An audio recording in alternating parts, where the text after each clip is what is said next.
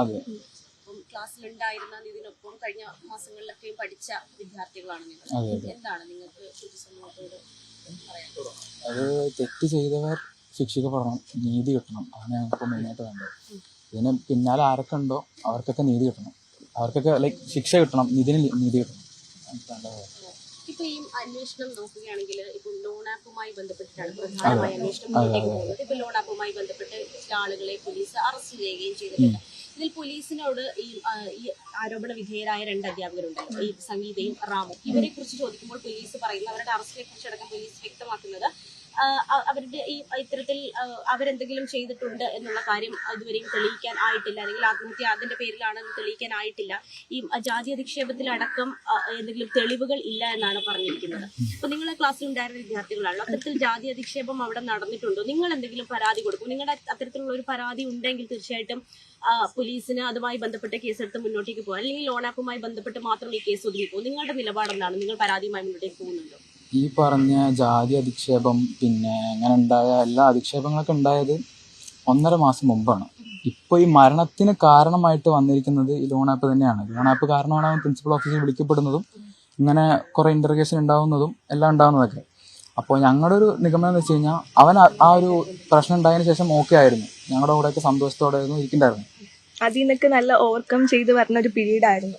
പെട്ടെന്നാണ് ഈ ലോൺ ആപ്പിൻ്റെ ഇഷ്യൂ വരുന്നത്. അവന് ഏറ്റവും ഇഷ്ടപ്പെട്ട മാമായിരുന്നു ലതാ മാം. അപ്പം ലതാ മാമിൻ്റെ ഇഷ്യൂവിൽ മാം അത്രയും ഡൗൺ ആയിരുന്നു. ഇങ്ങനെ ഒരു സംഭവം വന്നപ്പം ഇതിനെ അറിഞ്ഞുകൊണ്ടാണ് അറിയാത്തതെന്ന് നമുക്ക് അറിയുന്ന കേസല്ല, അറിയാതെയാണ് എന്ന് തന്നെയാണ് നമ്മളിപ്പോഴും വിശ്വസിക്കുന്നത്. അപ്പം മാമിൻ്റെ നേരെ ഇങ്ങനെ അലിഗേഷൻസ്, ഇങ്ങനെ ഫോൺ കോളും അനാവശ്യമായ സംസാരമൊക്കെ വന്നപ്പോൾ മാം നിതിനെ അത്രത്തോളം ഡൗൺ ആക്കി.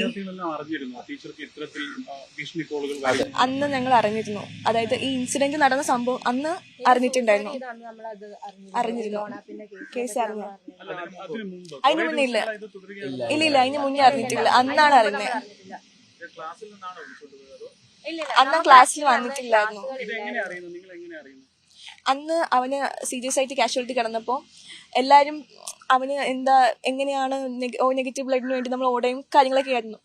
അപ്പോഴാണ് ഇങ്ങനെ മാം വന്ന് പറയുന്നത്, ഇന്ന കാര്യം കൊണ്ട് ഇങ്ങനെ ഒരു ഇഷ്യൂ ഉണ്ട്. മാം ഭയങ്കര കരച്ചിലും കാര്യങ്ങളൊക്കെ ആയിരുന്നു. മാമിന് എന്താ ചെയ്യേണ്ടതെന്ന് അറിയില്ല. അപ്പോൾ പോലും മാമിന് ഇങ്ങനെ കോൾസും OTP മെസ്സേജസും ഇങ്ങനെ ചുമ്മാ നല്ല ടോർച്ചറിങ് ആയിട്ടുള്ള മെസ്സേജസ് വന്നുകൊണ്ടിരിക്കുമായിരുന്നു. അന്ന് ആ ഇൻസിഡന്റ് അപ്പോഴാണ് ഞങ്ങൾ അറിയുന്നത്. ജാതി അധിക്ഷേപമില്ല, രാം സർ നടത്തിയിട്ടില്ല. സ്റ്റാഫ് റൂമിൽ എന്താ നടന്നത് അന്നത്തെ ദിവസത്തെ കാര്യമല്ലേ 1.5 മാസം മുൻപ് നടന്നിട്ടുണ്ട് എന്ന് പറഞ്ഞു. അത് മറ്റേതെങ്കിലും വിദ്യാർത്ഥികൾക്കാണോ നിതിൻ തന്നെയാണോ? എനിക്കും ഉണ്ടായിട്ടുണ്ട്. അത് ജാതി അധിക്ഷേപമായിരുന്നില്ല. ജാതി അധിക്ഷേപം എന്ന് പറയുന്നത് ക്ലാസ് റൂമിൽ വെച്ച് ഉണ്ടായിട്ടില്ല. ഇനി സ്റ്റാഫ് റൂമിൽ അവനെ കൊണ്ടുപോയതിന് ശേഷം എന്തെങ്കിലും ഉണ്ടായിട്ടുണ്ടോ എന്ന് ഞങ്ങൾക്ക് അറിയുകയില്ല. അത് ഞങ്ങളെ മൊഴിയൊക്കെ കറക്റ്റ് പോലീസിന് കൊടുത്തിട്ടുണ്ട്. ബോഡി ഷേമിങ് എല്ലാവർക്കും ഉള്ളതാണ്. ഞങ്ങൾ ക്ലാസ്സിലത്തെ മിക്ക കുട്ടികൾക്കും ബോഡി ഷേമിങ്ങും ഈ കളറിന്റെ പേരിലുള്ളതും കിട്ടാറുള്ളത് തന്നെയാണ്. ഞങ്ങൾക്ക് എല്ലാവർക്കും കിട്ടിയിട്ടുള്ളതാണ്. ഈ 1.5 മാസം മുമ്പ് ഈ മീറ്റിങ്ങിന് ശേഷം അവന്റെ മാതാപിതാക്കൾ മീറ്റിങ്ങിന് വന്നില്ല എന്ന് പറഞ്ഞിട്ട് ഉണ്ടായൊരു ഇതിലും, പിന്നെ എന്തുകൊണ്ട് വന്നില്ല എന്ന് ചോദിച്ചിട്ട് അത് എന്നോടും ചോദിച്ചായിരുന്നു, അവനോടും ചോദിച്ചായിരുന്നു. അപ്പോൾ ഈ സർജറിന്റെ കാര്യങ്ങളൊക്കെ പറഞ്ഞിട്ട് ഇവൻ എഴുതിയത് പൊട്ടത്തെറ്റാണ്, അങ്ങനെ ഒരു ടോക്ക് വന്നിട്ടാണ് അവന്റെ പേപ്പർ സാറ് ക്ലാസ്സിൽ നിന്ന് എടുപ്പിച്ചത്. അത് ഒരു സ്റ്റുഡന്റിന് വിട്ട് പേപ്പർ കൊണ്ടിരിപ്പിച്ചത്. എന്നിട്ടാണ് ഈ പേപ്പറിൽ ഓരോ വാക്കുകൾ ഇങ്ങനെ വായിച്ചും ഓരോരോ അക്ഷരങ്ങൾ ഇങ്ങനെ വായിപ്പിച്ചിട്ട് അവനെ അങ്ങനെ കളിയാക്കിയത്. അതിലാണ് അവൻ ബേസ്റ്റ് ഔട്ട് ആയിട്ട് ഇങ്ങനെ ക്ലാസ്സിൽ നിന്ന് ഇറങ്ങി പോകുന്നൊരു ഇത് വന്നത്. അതപ്പോൾ സാറിന് പോലും അറിയായിരുന്നു അവൻ 2 മാസത്തോളം ലീവ് ആയിരുന്നു, ക്ലാസ്സിലൊന്നും അറ്റൻഡ് ചെയ്തിട്ടില്ല എന്ന് റാം സാറിന് തന്നെ അറിയാമായിരുന്നു. എന്നിട്ടും വീണ്ടും വീണ്ടും അവനെ ടോർച്ചർ ചെയ്യുന്ന പോലെയാണ് തോന്നിയത്. 1 മാസം മുന്നേ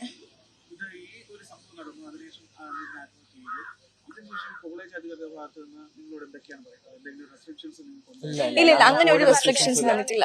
എന്താണോ നിങ്ങൾക്ക് പറയാനുള്ളത് അത് പറഞ്ഞോ, പോലീസിനോടായാലും എവിടെയായാലും പറഞ്ഞോ എന്ന് മാത്രമേ പറഞ്ഞിട്ടുള്ളൂ. പോലീസുകാർ മൊഴിയെടുത്തായിരുന്നു, യൂണിവേഴ്സിറ്റിക്കാർ മൊഴിയെടുത്തായിരുന്നു. ആരോടൊക്കെ എന്തൊക്കെയാണ് നിങ്ങൾക്ക് പറയാനുള്ളത് എല്ലാം പറഞ്ഞോളൂ എന്നല്ലാണ്ട് വേറൊന്നും ഞങ്ങൾക്ക് റെസ്ട്രിക്ഷൻസ് പറഞ്ഞിട്ടില്ല.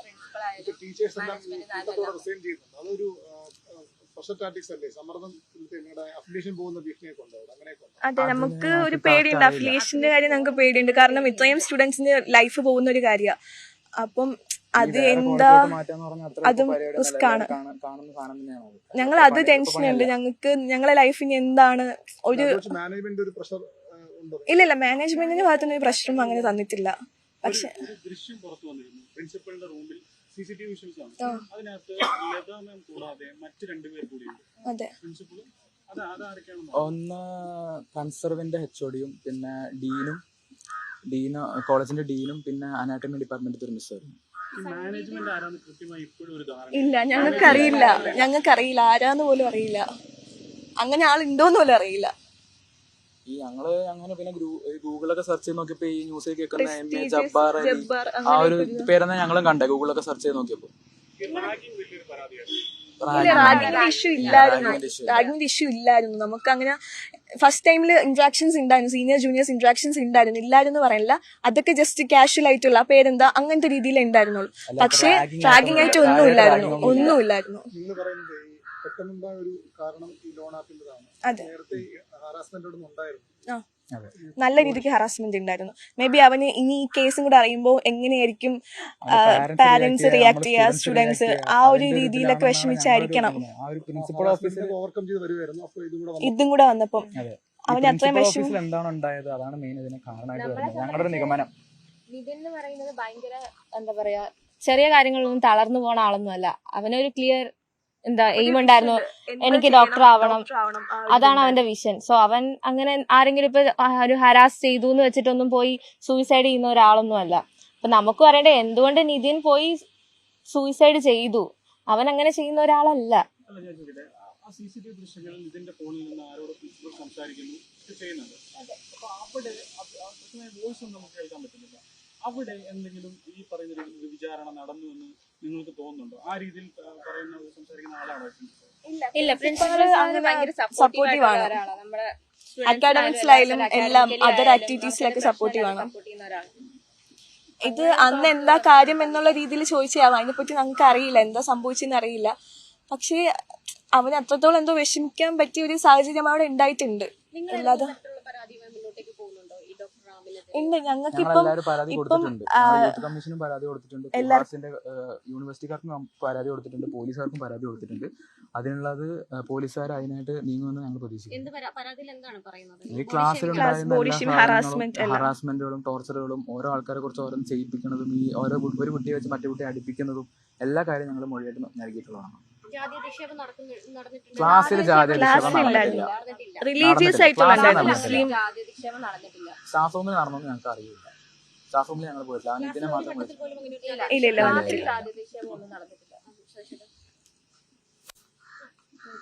അല്ല. പിന്നെ ഞങ്ങൾക്ക് പറയാനുള്ളത് എന്താണെന്ന് വെച്ച് കഴിഞ്ഞാൽ ഈ ഓരോരോ ആവശ്യമില്ലാത്ത അലഗേഷൻസ് വെച്ചിട്ട് ഞങ്ങൾക്കെതിരെ നല്ലൊരു തെറി പറയലും ഒക്കെ സോഷ്യൽ മീഡിയയിൽ പോലും ഞങ്ങളെ ക്ലാസ്സിൽ ഇല്ലാത്ത കാര്യങ്ങൾ പറഞ്ഞിട്ട് ഈ ഫ്രീഡം ഓഫ് സ്പീച്ച് ഉണ്ടെന്ന് വെച്ചിട്ട് എല്ലാ തോന്നിയാസം വിളിച്ച് പറയാതിരിക്കുക. കാരണം ഞങ്ങൾക്ക് അത് നന്നായിട്ട് എഫക്ട് ചെയ്യുന്നുണ്ട്, നല്ല രീതിക്ക് എഫക്ട് ചെയ്യുന്നുണ്ട്. ഓരോ ആൾക്കാർ ഓരോ കമന്റ് ഇടുന്നൊക്കെ ഞങ്ങൾ വായിക്കുന്നുണ്ട്.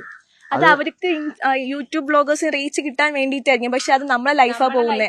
ഞങ്ങൾക്ക് അത്ര രീതിക്ക് നല്ല വിഷമമുണ്ട് ഓരോ അലിഗേഷൻസ് ഇങ്ങനെ പറയുമ്പോൾ. അത് അവർക്കൊന്നും അറിയേണ്ട ആവശ്യമില്ല, കേൾക്കുന്നതും വായിക്കുന്നതൊക്കെ ഞങ്ങള് കാരണം അവൻ മരണപ്പെടാൻ കാരണം എന്ന് വരെ പറയുന്നുണ്ട്. ഞങ്ങൾ ഇത്രയും അവന് വേണ്ടി നീതി കിട്ടാൻ വേണ്ടി ഇത്രയും പറയുന്നുണ്ട്, എന്നിട്ട് പോലും ഈ വ്ളോഗേഴ്സ് എന്തിനു വേണ്ടി ഇങ്ങനെ പറയുന്നത് മനസ്സിലാവുന്നില്ല. ഈ യൂട്യൂബിലത്തെ ഓരോ വീഡിയോസ് കണ്ടതിന് ശേഷം ഈ അത് കാണുന്ന ആൾക്കാരും ഈ ഓരോ ന്യൂസ് ചാനൽ ഇപ്പൊ നിങ്ങളുടെ ചാനലിന്റെ കമന്റിൽ എടുത്ത് നോക്കിയാൽ തന്നെ കാണാൻ പറ്റും. ഞങ്ങളിപ്പോ വീട്ടിൽ വന്നതിന് പോലും ഓരോ ആൾക്കാർ തെറി പറഞ്ഞ് പറയുന്നുണ്ട്.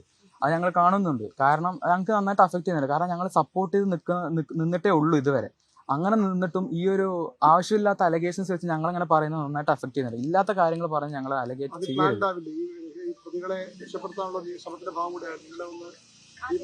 അതിന് എനിക്ക് റീച്ച് കിട്ടാനുള്ള ഓരോ മാർഗമായിട്ട് യൂട്യൂബേഴ്സ് ആണ് കൂടുതലായിട്ട് ഓരോ തോന്നിയാസം വിളിച്ചു പറഞ്ഞിട്ട് അത് ഞങ്ങളെ അഫക്ട് ചെയ്യുന്നത്. അതെ, റീച്ച് കിട്ടാനായിട്ട് അതും വിളിക്കുന്നത് ഭയങ്കര തെറി വിളിച്ചിട്ടാണ് ഓരോ യൂട്യൂബ് ചാനലിൽ വീഡിയോ ഉണ്ടാക്കുന്നത്. ഞങ്ങൾക്ക് ഇതിപ്പോ ഇനിയും ഇത് തുടരാനാണെങ്കിൽ ഞങ്ങൾ ലീഗലി മൂവ് ചെയ്യും. ഒന്നാമത് ഞങ്ങൾക്ക് നന്നായിട്ട് എഫക്ട് ചെയ്യുന്നുണ്ട്, ഞങ്ങളുടെ മെന്റൽ ഹെൽത്തിന് നന്നായിട്ട് ഞങ്ങളെ മാതാപിതാക്കൾ ഇതൊക്കെ കാണുന്നുണ്ട്, ഞങ്ങളെല്ലാരും കാണുന്നുണ്ട്. അവരെന്താ മനസ്സിലാക്കാത്തത്? ഇതിനെ സപ്പോർട്ട് ചെയ്ത് തന്നെയാണ് നിൽക്കുന്നത്, ഇനി അങ്ങനെ തന്നെ ആയിരിക്കുകയും ചെയ്യും. വെറുതെ ഓരോ അലഗേഷൻസ് കേട്ട് ഇങ്ങനെ ചാടി പറഞ്ഞ് ഓരോ കമന്റ് ഇടുന്നവരെല്ലാവരും ഞങ്ങൾ നോക്കുന്നുണ്ട്. കമന്റ് ഞങ്ങൾ സ്ക്രീൻഷോട്ട് എടുത്ത് വെച്ചിട്ടുണ്ട്. എല്ലാവർക്കും ലീഗലി മൂവ് ചെയ്യുകയും ചെയ്യും. ആദ്യം ആർച്ചയാണ് ഇതിന്റെ സഹപാഠി എന്ന നിലയിൽ ഇവിടേക്ക് വന്നത്. നിങ്ങളിപ്പോ കോളേജിന്റെ ഭാഗത്ത് ഏതെങ്കിലും രീതിയിലുള്ള പ്രതികാര നടപടികൾ ഉണ്ടാകും എന്ന് ഭയമുണ്ടോ? ഇല്ല, ഒരു ഭയമില്ല. എന്ത് പ്രതികാരമാണ് ഞങ്ങൾ ഏറ്റെടുക്കുക, ഞങ്ങൾക്ക് ഓക്കെയാണ്. i2i News, an eye for truth. i2i News subscribe ചെയ്തിട്ടില്ലാത്തവർ ഇപ്പോൾ തന്നെ സബ്സ്ക്രൈബ് ചെയ്യുക. നോട്ടിഫിക്കേഷൻ ലഭിക്കുവാൻ ബെൽ ബട്ടണും അമർത്തുക.